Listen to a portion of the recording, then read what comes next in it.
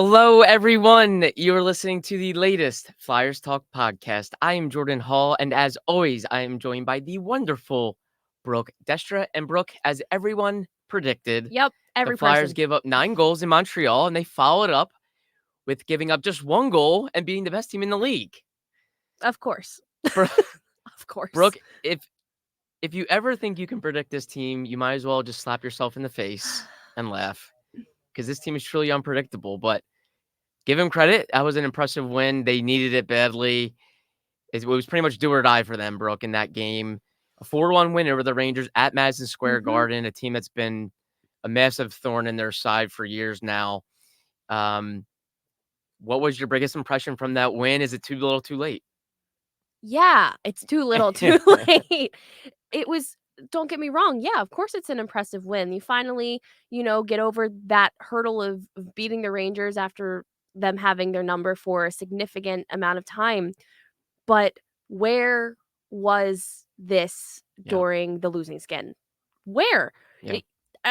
If they, I'm just making frustrating sounds at this point. No. If you win 2 games during that 7-game losing skid, you're in the playoffs. Yeah. You are. So it's great that they found this kind of resurgence against a team where, you wanted them to beat so desperately, but I mean, come on. They're going to drag it out to game 82. There's not it's everything will be decided the last day of the season. It would only be fitting for this team to For go to this game season, 82. for this season, 100%. But Jordan, you were up at Madison Square Garden last night for the game. What was the overall vibe, feel in the locker room following that win? Yeah, they had a ton of energy, and I think they understand where they are, and I will give them credit. They had 3 games left. They could have easily quit. I generally believe they do not have, like, a quitting locker room at all. I felt like they were seriously bothered by that loss to the Canadiens and where this season has gone so quickly. So they to their credit, bounced back, and, I think they have good people in that locker room that do care. Brooke, a notable comment to me, post-game was Noah Cates, and I think he's a great kid. He's always smiling. He's a good interview. Yeah. And he said, "Listen, we're underdogs again," and that's kind of where we feel comfortable, and I enjoyed that quote, and I think there's some credence to that of they play well when they're counted out and people don't really believe in them, but to me, that's a big obstacle for them now Sure. moving forward is if they wanna get to that next level, they wanna eventually be a contending team, you have to get past the not dealing well with expectations. Right. They had not dealt well with pressure and expectations down the stretch. They just didn't handle it well. They had their losing streak, this big losing streak, 8 games at the worst possible time. So that really struck me of that's where they had to get to in their next phase of the process is Yeah, well, that's where all the inexperience Yep. comes in, for Yeah, sure. without a doubt. It's a very different situation than all of these younger players have ever been a part of. So, being able to kind of come back from this, expectations were set high and then you crash and burn. You can't always expect to be an underdog, especially when you're building up. Now, obviously, the beginning of the season, the underdog mentality made total sense. Nobody believed in them. Everybody counted them out. But the minute you hit a point where you're no longer, this losing team, you're top 3 in the Metropolitan for more than half of the season, the narrative shifts. Yeah. So, they need to get used to having any kind of expectations, especially in a rebuild like this. Going next year, the expectations are already bigger than what they are now. So it's an interesting, they're in a really interesting predicament, but Yeah. you don't always want to be the underdog. Like, you want to be a top dog eventually, Yeah. And Yeah, you have to deal with being Yeah. chased. They always say it's easier to chase than be chased. I think John Torrell even used that quote the other day. Yes, that's true, but the teams that get over the hump and eventually do serious things in the playoffs Yeah. understand how to deal with being chased. Yeah, you don't want to be an underdog this whole time. It would Right. have been great, you squeak into the playoffs and then you kind of grit your way through as long as you can. Yeah. And then it's like, okay, it's a great accomplished season as an underdog. But you don't want to always be that. You want to come out and you want to be a Bruins of the league. You want to be a Rangers of the season. a team that's always in it lately is Carolina, or how Vancouver's been on top this whole year, or Winnipeg. You want these teams and you want everybody around the league to look at the Flyers and be like, "Oh, they're a top dog." Yeah. You want that. And you look at the two teams that are holding playoff spots now that did not before this stretch. Those teams have more pedigree. They have guys that have been through playoff races before, Penguins and Islanders. Oh my gosh. So these are teams that have been through it and kind of know how to handle it. Perhaps it's a reminder that the Flyers don't have a lot of those guys, and it's kind of part of the process for them. Yeah, it's really funny because, you get to, I think we were like 3/4 of the way through the season, and everyone was kind of reacting to the Penguins' downfall, and I'm putting it in quotes because I was like, "Yeah, sure, they're falling apart. Yeah, whatever." The Penguins will never fall off as long as Sidney Crosby is playing. Yeah, it's true. And that is that. So it doesn't surprise me at all that he's willing the Pens to a playoff spot. It doesn't surprise me at It all. shouldn't. Yeah, it's true. It's so comical. Yeah. That it's like, of course, Yep. of course, of all teams, of all players, it's got to be Crosby. And And the Capitals are hanging around. These are two teams that have had cores that everyone's just like, when are they finally gonna fade? Nope. And they're just hanging around. And as you mentioned, Brooke, Sidney Crosby's getting Hart Trophy buzz around him right now. That's how well he's playing and where the Penguins are going. He's willing the team to the playoffs. And you know what? Like, Yeah. yes, we talk about the Flyers. Yes, we cover the Flyers. You always have to give credit where credit is due. And I'll say this with my whole chest. If Crosby wasn't a Penguin and was somewhere else around the league, I feel like Flyers fans would just love him as a player. Yeah, they would appreciate it. And I probably would too. Yeah. But because he is he's a rival player, you don't want to root for him. And of course, this whole playoff push right now is just, it's kind of like the knife is twisting just a little bit. Like, of course this is happening. Celebrity cook Steve Martirano brings his Italian-American cooking back home to Philly. Enjoy Martirano's Prime at Rivers Casino and Steve's famous meatballs with Sunday gravy, prime steaks, and more. Make reservations for Martirano's Prime on Open Table. So, Brooke, the Flyers still are alive. They're still in the playoff race with 2 games to go, 2 big home games. They're not out of it, but they are chasing teams with the game in hand as well. Is this too little too late, or do you think they could continue to make this interesting and perhaps sneak in? I think my biggest gripe with the win yesterday, win, woohoo. But it does feel too little too late because they controlled their own fate for so long, and now they have been placed in a situation where even if they win out, it's no longer just up to them. And I think that's the most frustrating part. Like, you need these other teams who all have games at hand to kind of collapse. But the way that they've been playing doesn't seem very likely.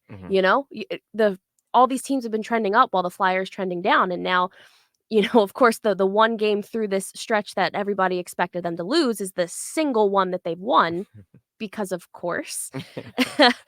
But yeah, for me, it feels too little too late. And even if they win out, it's going to come down to game 82. But I just don't think that the Flyers needed to be in a position where they needed to rely on other teams to collapse in order for them to make the postseason. So I think that that's just the most frustrating part of it all, where, again, you win 2 games in the 7-game losing streak. You're in. Yeah. It's great. You came out and you fought so hard against New York. Where was that against the Islanders, where you only got a point, against Montreal? It's so confusing. Yeah, I don't blame any fan if they're disappointed and frustrated and not really popping confetti about this win in New York. I do give them credit. They could have quit. They did not. I think there's good people in the locker room. That was an impressive win last night. It absolutely without was. a doubt, yeah. But in reality, it probably should have been a win that maybe is sealing their fate for a playoff. It should have been a clinching moment, and it wasn't. It was a desperation win. John Tortorella finally got a response from his team, which I thought was positive. I think there was maybe a little bit of buzz and speculation about, is the locker room responding to this guy's message? He even mentioned before the game at MSG that he's been trying to find the right message to get this team out of this skid. So I thought that was a positive, maybe, in the big picture. But without a doubt, too little too late probably. Brooke, I'm really eager just to see how they view these games mentally for themselves. Do they view them as they got nothing to lose and they're gonna Yeah. play free? Or suddenly is there some more pressure? Because again, I don't think they've handled pressure particularly well. And I'm really interested to just see how they view it because the games matter, but at the same time, they really have nothing to lose. So I guess we'll see how the Flyers handle it. Big home games with, I think, fans that are going to be in the seats. Wayne Simmons is being Yeah. honored Saturday. It's a Saturday game. It's a rivalry game. I think people are going to be there. And I think people probably had tickets for that Tuesday game against the Capitals already. So I think people will be there and there's going to be some pressure and we'll see how the Flyers handle it. We'll see. Again, it's a motto for the year. We'll see, Yeah. because even if we try to predict it, we're wrong. I know. So maybe we put out into the universe, because on when did we last record? Wednesday? I was like, yeah, I think they lose out, and then they beat the Rangers. Yep. So what do I know? I know. We were all. So yeah, maybe they'll lose the next 2 games. Yeah. You're welcome, guys, if they win. Yeah, exactly. We always joke, right, that what doesn't make sense tends to make sense with the Flyers, and that is somewhat said with humor, but it's Yeah. also, Brooke, something that they need to get away from is not being so Yeah. volatile. I think not being so up and down. The good teams are a little more consistent, a little more steady, and again, perhaps it's a reminder that they are rebuilding and they're gonna go through swings like this. Travis Konecny, Brooke, I thought played with a real absolute swagger to him, Yeah. and they needed that from him, and I think he's maybe fighting the whole he needs to be that guy every single night and starting to realize that. He's 27. I think he's still understanding that he needs to be the guy night in, Sure. night out, maybe trying a little too hard down the stretch and not letting the game come to him. Is that a guy you wanna see more often? Oh, 100%. Yeah. Yeah, I mean, I am so high on Konechny. There was a point in the season where I was like, "You just need to let him be the star." Mhm, Like, everybody's talking about how this team is lacking high-end talent, but if you give him the opportunity and a chance to succeed, I think he can be that person for you.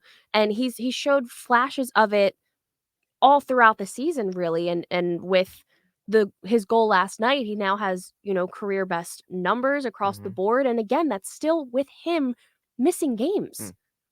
If you get a full 82 season out of Konechny, it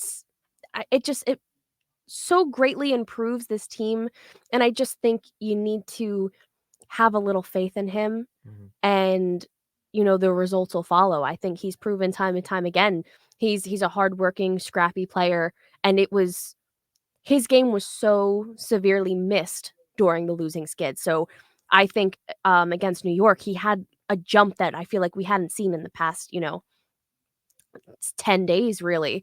And it just kind of reminded you, okay, he's there. mhm, He's capable of being a game changer. Again, is it too little, too late mm. right now? Like, Yeah. where again? It's And I we've don't know. no, I don't know. no, and we've talked about the Flyers evaluating so much about down the stretch, like good or bad, they're keeping a close eye on things and evaluating for the future. Mhm. And I think Konechny's still one of those guys. Um, he's still due a new contract, and there was always a bunch of buzz about, is he a part of this? Is he not? Does I he think fit he their is. timeline? I think he is too, Brooke, and I think the Flyers have come around on that. But I bet they're still evaluating, is he their guy? Is like he their top guy that can kind of shoulder the load when it Mhm. really matters most and kind of will them into the playoffs. And he's been a little up and down. He's pressed at Yeah. times. And last night was a version I think everyone wants to see a lot. He doesn't have to put up like multi-point games all the time, but really be a difference maker night in and night out. And when they went to this stretch where they were really fighting it, he didn't really produce at a level I think that people really hoped he would. Right. And, that's just part of being the guy, part of being, like, your Yeah. all-star leading scorer. You have to be there Mhm. night in, night out. And it's also a big opportunity for him to learn and have these kind of experiences. Yes, we always talk about these younger guys getting, these important games under their arms and getting used to what it means to play late season competitive hockey. But the last time that the Flyers even had any kind of like playoff hopes or considerations, Konecny was a kid. Mhm. He was still figuring things out. He was still figuring his game out. So, now being pushed into this situation where, oh, like I'm looked to as a leader now. How can I motivate this team by what I am doing, what I am producing? Mhm. So I think that that was a big learning curve for him. And, hopefully he'll take what he has learned throughout this last stretch of games throughout the season and apply it for the future. Because I think it was a really it's really important. Yeah, yeah. I think even their best players are developing and learning down the stretch. They Mhm. haven't been in some of these spots before, Konechny being one of them. And Brooke, kind of a big picture question, and we're going to hit on this so much probably in the off season, and we tapped into it a little bit in the previous podcast. But does this skid, does this team fading kind of down the stretch overshadow what they did in your eyes in the first 4.5 months? I think it would be justifiable if some Yeah. fans have some sting here overshadowing what they experienced before this. Um, I Maybe a say little bit of both? yeah, I Yeah. feel it's so I have a glass that's half empty and half Yeah. full, and are they the same? Yes, they are. It's just a perspective look. Um, where you look at everything that they accomplished and you're like, this is great. This is a huge stepping stone. You see players who, kind of carved their way into the future of Mhm. this team, whereas coming into the year, you didn't really know where some guys were going to stand. But on the other side of things, you're talking about this new era of orange and turning a new leaf and really kind of, emphasizing the old ways of the franchise, but moving forward in a unique way, as the league and the NHL continues to grow, and you collapse. Mm. So it's not a new era. It just kind of feels like the collapse was just a little delayed. And I Mhm. think I mentioned that on the podcast Wednesday as well, where like, yes, we're so focused on the last 2 weeks of the season right now because this is what we are actively experiencing. If we were having our conversations in December about, "Hey, like, they're around, they're not as bad as we thought they were," to, "Oh my gosh, they're knocking off some of the top teams in the league," to, "Wow, they're holding a playoff spot for months at a time." Mhm. It's a roller coaster of a season, and I think it perfectly emphasizes the year that it's been on and off the ice. Um, right now, it's definitely disheartening because I expected playoff hockey, but you also get to the point where, we look at this a month from now as we start, preparing for the draft and everything, where we're like, "You know what? In retrospect, it was a good season. We learned a lot. Nobody expected the playoffs from them." But that's the whole expectations things. Everything is going to change moving into next year Mm. because of how the season ended. Yeah, recency, I think bias is gonna hurt them a little bit in how they're viewed if they fall short of the playoffs, especially given they got people's hopes up with such a surprise first 4.5 months. In the big picture, yeah, I look at it, Brooke, as they took strides and serious strides, and perhaps things were a little expedited, but they still have a ways to go. They still have a ways to go, and I think we saw that down the stretch that they probably have some holes. They still have some young players that probably need to get better, and even some of their established guys can be better down the stretch Mhm. too. And I think this roster is still far from being completely molded into what the Flyers hope it is. So I think we're still learning about the Flyers, and we still have 2 more games, Brooke, to learn more about them, see where they go, see if the season ends and we'll be having clean out day soon, What a crazy season. or if there's What going to a be playoff crazy hockey. season. Game 81, game 82 here in Philadelphia, they still matter, but we're not sure how much they will matter. We'll see, Brooke. We'll see, and we'll have it all covered on the Flyers Talk Right podcast, here, Jordan Brooke. Hall. Right here. Brooke, thanks so much. Great to see you. Great to chat with you twice in 1 week. I love it. Thank you so much. A big thank you to Ben Berry, our podcast producer and guru. And of course, as always, Flyers fans, thank you so much for listening to the latest Flyers Talk podcast. Wherever you get your podcast, please rate and listen. And we cannot wait to talk to you next time.